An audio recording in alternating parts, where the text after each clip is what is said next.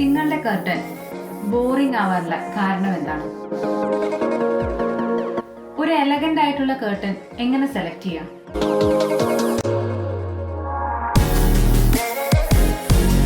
Curtain select ചെയ്യുമ്പോൾ ശ്രദ്ധിക്കേണ്ട കുറെ കാര്യങ്ങളുണ്ട്. ആദ്യം കർട്ടൻ എന്താണെന്ന് അറിയണം. മുറിക്ക് ആവശ്യമായ കാറ്റും വെളിച്ചവും അതുപോലെ തന്നെ പ്രൈവസിയും ഒക്കെ നൽകുന്നതാണ് കർട്ടനുകൾ. ഇതിനെല്ലാം ക്രമീകരിക്കാൻ കർട്ടനുകൾക്കാവും. അതിനുള്ളൊരു മെറ്റീരിയലും അതിനുള്ള ഒരു റോഡും അതുപോലെ തന്നെ ചാനലും ആയിരിക്കും കർട്ടൻ ഉണ്ടാവുക. എന്തുകൊണ്ടാണ് കർട്ടൻ ഇത്രയും പ്രാധാന്യം? ഇന്റീരിയറിൽ വലിയ മാറ്റങ്ങൾ ഉണ്ടാക്കാൻ കർട്ടന് കഴിവുണ്ട്. അതിലുപയോഗിക്കുന്ന കളർ, പാറ്റേൺ, അതിൻ്റെ നീളം തുടങ്ങിയവയെല്ലാം ഒരു റൂമിനെ കാര്യമായ രീതിയിൽ ബാധിക്കുന്നതാണ്. നമ്മുടെ മുറിക്ക് യോജിച്ച കർട്ടനുകൾ തിരഞ്ഞെടുക്കണമെങ്കിൽ കർട്ടനുകളെ പറ്റി അല്ലെങ്കിൽ അതിൻ്റെ ടൈപ്പിനെ പറ്റി നമ്മൾ അറിഞ്ഞിരിക്കണം. ഏതൊക്കെയാണ് കർട്ടൻ ടൈപ്പുകൾ? അതിൻ്റെ ഉപയോഗം അല്ലെങ്കിൽ പർപ്പസ് അനുസരിച്ച് 3 തരത്തിൽ കർട്ടൻസ് ഡിഫറെൻ്റ് ആണ്.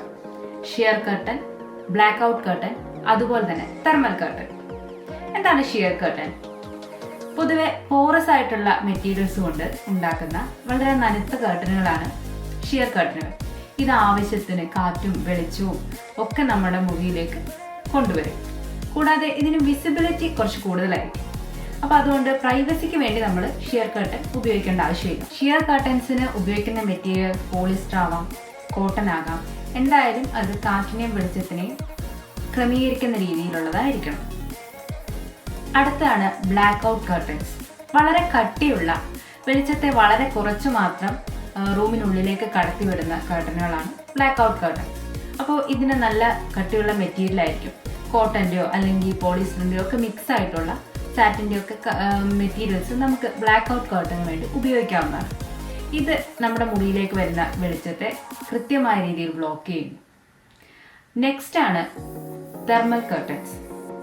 നമ്മുടെ ക്ലൈമറ്റിനനുസരിച്ച് ഉള്ള ചേഞ്ചിനെ പ്രതിരോധിക്കാനുള്ള കർട്ടൻസ് ആണ് തെർമൽ കർട്ടൻസ്.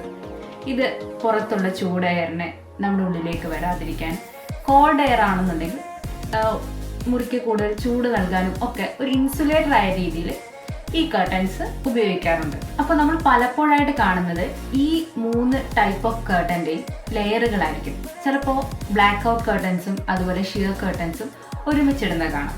ആവശ്യത്തിനനുസരിച്ച് വെളിച്ചവും കാറ്റും ഒക്കെ നമുക്ക് മോയ്സ്ചറും ഒക്കെ ക്രമീകരിക്കാൻ കഴിയുന്നതാണ്. ഇതിൽ കൂടുതൽ ലെയറുകൾ പല കർട്ടനുകൾ, റോയൽ ആയിട്ടുള്ള കർട്ടൻസിലൊക്കെ നമ്മൾ ഇതിൽ കൂടുതൽ ലെയറുകൾ കാണാറുണ്ട്. പ്ലീറ്റിനനുസരിച്ച് ഡിഫറെൻറ്റ് ടൈപ്പ് ഓഫ് കർട്ടൻസ് ഉണ്ട്. Single pleat curtain, double pleat curtain, box pleat curtain, inverted pleat curtain, pinch pleat curtain, grommet pleat curtain, global pleat curtain, pencil pleat curtain, tap top curtain, tie top curtain and valance curtain. ഈ പ്ലീറ്റിനനുസരിച്ച് നമുക്ക് നമ്മുടെ റൂമിന് ഏത് pleat ആണോ കൂടുതൽ ചേരുന്നത് ആ പ്ലീറ്റ് നമുക്ക് തിരഞ്ഞെടുക്കാവുന്നതാണ്. ഇനി കർട്ടന്റെ ലെങ്ത്തിനനുസരിച്ച് അതിനെ മാറ്റിയിട്ടുണ്ട്, അല്ലെങ്കിൽ അതിന് ഡിഫറെൻറ്റ് ടൈപ്സ് ഉണ്ട്. ഫുൾ ലെങ്ത് കർട്ടൻ ഉണ്ട്, വിൻഡോ സിൽ ലെവൽ വരെയുള്ള കർട്ടൻസ് ഉണ്ട്, അതുപോലെ കഫേ കർട്ടൻസ് ഉണ്ട്. കഫേ കർട്ടൻസ് എന്ന് പറയുമ്പോൾ ആ കർട്ടൻസ് വിൻഡോയ്ക്ക് ഉള്ളിൽ തന്നെ ചെറുതായിട്ട് നിൽക്കുന്ന കർട്ടൻസിനാണ് കഫേ കർട്ടൻസ് എന്ന് പറയുന്നത്. ഫുൾ ലെങ്ത് കർട്ടൻ എന്ന് പറയുമ്പോൾ വളരെ സീലിംഗിൽ നിന്ന് ഫോളോ ചെയ്യുന്ന രീതിയിലോ അല്ലെങ്കിൽ ലിൻറ്റലിന് മുകളിലേക്കോ ഒക്കെ നമ്മൾ കർട്ടൻസ് സ്റ്റാർട്ട് ചെയ്യുന്ന കർട്ടനെയാണ്. അത് റൂമിൻ്റെ ഫ്ലോർ വരെ ഉണ്ടാവും. അങ്ങനത്തെ കർട്ടനാണ് ഫുൾ ലെങ്ത് കർട്ടൻ എന്ന് പറയുന്നത്.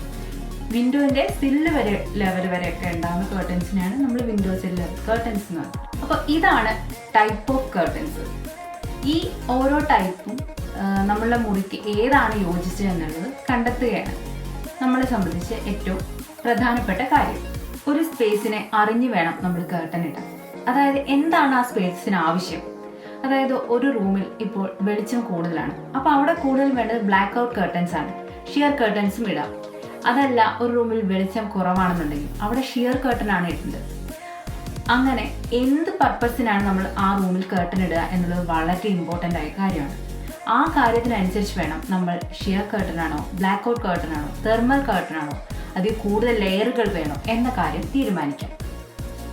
ഇനി അടുത്തത്, ഏത് കർട്ടനാണ് നമ്മൾ എടുത്തതെന്ന് പറഞ്ഞു. ഈ ഏത് മെറ്റീരിയലാണ് നമ്മൾ എടുക്കുന്നത്, അത് വളരെ പ്രധാനമുള്ളൊരു കാര്യമാണ്.